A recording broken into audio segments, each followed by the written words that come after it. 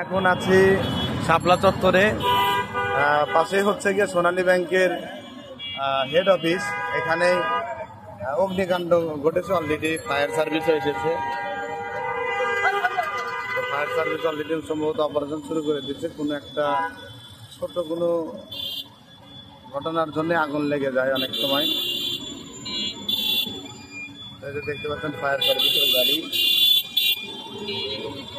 এই আগুনটা নেভানোর কাজ তারা করবে। কিভাবে আগুন লাগে এটা আসলে পরবর্তীতে জানা যাবে।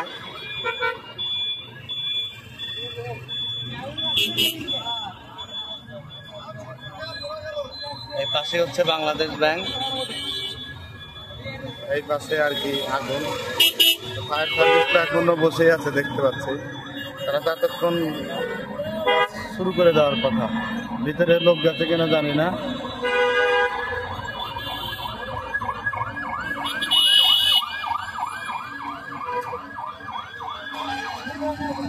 প্রচুর ধোঁয়া বেরোবে, ভিতরে অনেকগুলা ফায়ার ইউনিট চলে আসছে, ফায়ার ফাইটার। আশা করি খুব দ্রুত আগুন সহজে বন্ধ হয়ে যাবে।